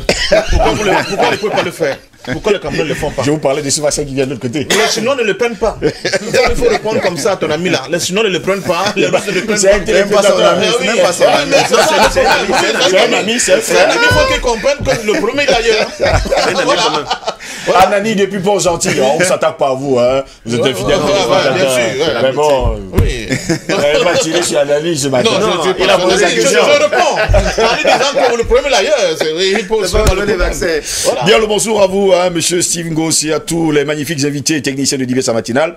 Mon cher Ngoss, je me demande où va le monde de nos jours. Et surtout ici en Occident, c'est fou ce qui se trame derrière ce passeport vaccinal. À mon avis, c'est la marque de la bête 666 que la Bible parle dans l'Apocalypse dont Macron nous avait annoncé. Mes chers panélistes, je salue monsieur Paul Ella et Triple A pour leurs brillantes analyses et leur montée en puissance dans le panafricanisme. Si le Cameroun a fait venir les vaccins et donc le président Paul Biya et toute sa famille prennent ces vaccins, sans oublier tous les membres du gouvernement. Merci à vous, excellente journée à tous. Je souhaite une fois de plus un prompt rétablissement à mon président Badakani. C'est Rigobert Godin-Niemek qui nous écrit depuis Paris en France. Ça, c'est l'article 2. Hein. Bonjour, chers panafricains. Je salue la pertinence de Paul Ella et Anatola ici. Vous ne pouvez pas vous comprendre avec Ndom et Eric parce que tout simplement, ils sont des politiciens et tous les politiciens africains sont identiques en un mot. Sachez que le virus de Corona n'est pas immunisant. C'est-à-dire, même si vous êtes vacciné, vous pouvez contracter la maladie. En Afrique, ce qui nous tue en masse, c'est le paludisme et non cette maladie imaginaire. C'est Mama Sani qui nous écrit depuis Tessaoua, au Niger. Elle me demande de contracter. Bon, l'a contacté. Ça veut dire qu'elle nous suit. Hein. Elle nous suit. Elle sait quels sont les politiciens. Voilà. Mama Sani, depuis Tessaoua, au Niger, déclare que vous deux, vous êtes des partis politiques alors. On peut vous comprendre. Elle n'a pas compris. Non, c'est son opinion. Mama Sani, Mama Sani également, bonjour, hein, qui nous regarde depuis le Niger. Oui, depuis le Niger. Bonjour le panel, j'ai l'impression que monsieur Parfum d'Homme vient d'acheter une voiture anglaise parce que nous ne comprenons pas son virage. C'est Alex Etamé qui nous a écrit. C'est pas un plateau Bonjour Steve, c'est l'occasion pour l'Union africaine de créer une véritable union. L'Afrique devait dire non au vaccin et créer leur solution endogène à l'Afrique, quitte à ce que on ne voyage plus en Occident pendant un certain temps et que à l'intérieur de notre chère Afrique, on y voyage. On empêche aussi l'Occident d'entrer en Afrique. Si on le fait, c'est l'Europe qui sera obligée de nous ouvrir leurs frontières parce qu'ils ont besoin de nos ressources naturelles. Ce vaccin est un moyen pour l'Afrique de se libérer définitivement du joug des néocolons. C'est Richard qui nous écrit depuis Yaoundé. Messieurs, il manque encore plusieurs autres messages. Il y a également Maman Messi qui nous a écrit, bon, ils sont nombreux d'ailleurs, du Sénégal également ces derniers jours. On a beaucoup de téléspectateurs depuis le Sénégal. Trump avait annoncé de sortir de l'OMS. C'est justement quelqu'un qui nous écrit depuis le Sénégal ce matin, depuis Dakar précisément. Passons Parfum d'Homme. Qu'est-ce qu'on fait maintenant en 1 minute pour sortir rapidement de cette édition? Il faut nous organiser. Oui. Donnons-nous la capacité de répondre aux menaces extérieures comme les autres peuples du monde le font, oui. Comme les Chinois le font, comme les Russes le font, comme les Cubains le font. C'est la voie du salut. Si nous sommes dans l'incapacité de nous organiser pour répondre aux menaces extérieures, nous serons, comment on dit ça, de parfaits larbins, n'est-ce pas, de ce monde qui est en ébullition. Pour pouvoir voyager, par exemple, vous avez une société qu'on appelle l'IATA, qui s'occupe de tout ce qui se fait pour transporter. C'est justement Yalta qui a commencé cette histoire de vaccin, de passeport vaccinal. Si l'IATA vous blacklist votre compagnie, aucune société d'assurance ne peut assurer, n'est-ce pas, assurer vos passagers, par exemple. Donc vous êtes une compagnie complètement morte. Or, si nous produisons, l'Afrique produit son propre vaccin, et dit notre passeport vaccinal, le voici avec le passeport Africa anti-corona, je ne sais pas quoi, donc le voilà. Et nous aussi, on va dire aux Occidentaux, monsieur, nous avons notre propre vaccin qui marche très bien sur la base de notre pharmacopée traditionnelle, le principe actif de l'homme, je ne sais pas, de tout ce que nous prenons, et qui a montré une efficacité à 100%. C'est ça mon orientation. Merci beaucoup, pour que les gens comprennent. Sinon, Ça sert à rien de continuer de... Marie Sanam a rectifié, elle déclare haut et fort, non Steve, je suis infirmière. Marie Sanam, du côté de la Haye, en Hollande, qui m'écrivait ce matin en disant, bonjour Steve, moi j'ai plutôt vu hier dans un site 414 morts du corona au Cameroun. Dans mon hôpital, ils ont du mal à convaincre le personnel. Ça fait 2 mois successivement que le directeur fait des vidéos pour expliquer l'avantage de se faire vacciner. Très peu de personnes prêtes. D'ailleurs, attention à ces vidéos et au Cameroun, ils se pressent à le faire. Il y a des résistances en Occident contre ce vaccin, contre les mesures restrictives, parce que les gens, ils en ont marre, ils ne vivent plus. Donc ça prouve que... Et Papa Mikaï, qu'est-ce qu'on fait maintenant? Non, il y a certainement beaucoup de choses à faire, notamment la sensibilisation. En second, il y a forcément les doses de vaccins qui arrivent au niveau du Cameroun. Et il y a une blague qui a circulé disant que... Donc il y a des doses de vaccins, vous les attendez également? Non, en fait, le COVAX a un certain nombre de doses que le Cameroun doit recevoir. Parce que nous étions éligibles à l'initiative COVAX. C'est déjà un acquis.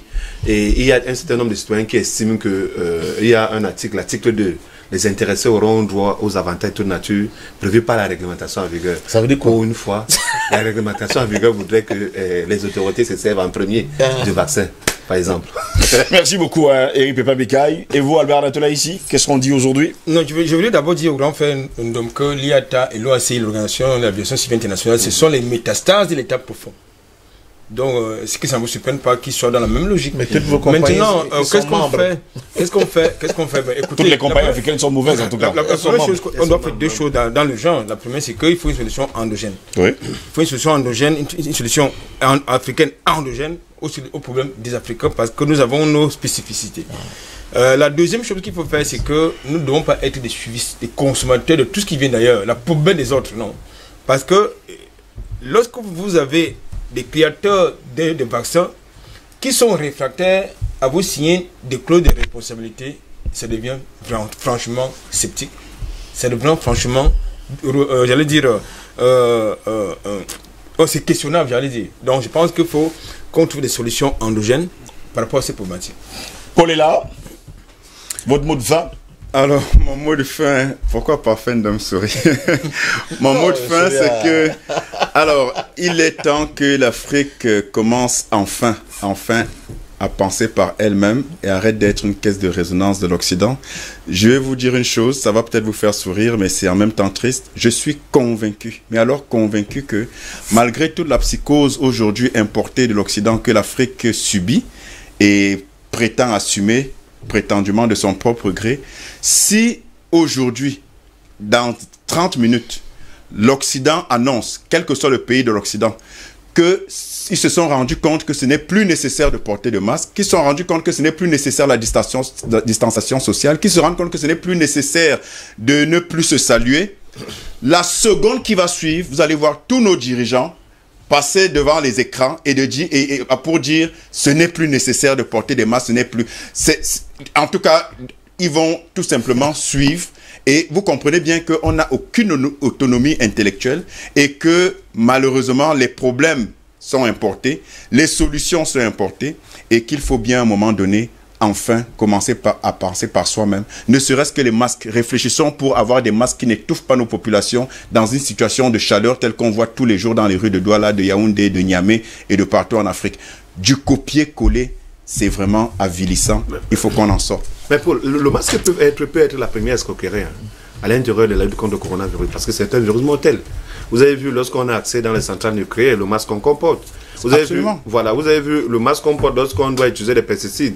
Mais pourquoi, pour un virus mortel, on doit utiliser un masque avec petite épaisseur de cette nature? Voilà. Ce sont des questions qu'on peut se poser. Malheureusement, ça me permet au moins de laver mon visage sur ce plateau pour... Ben non, il ne s'est jamais salé.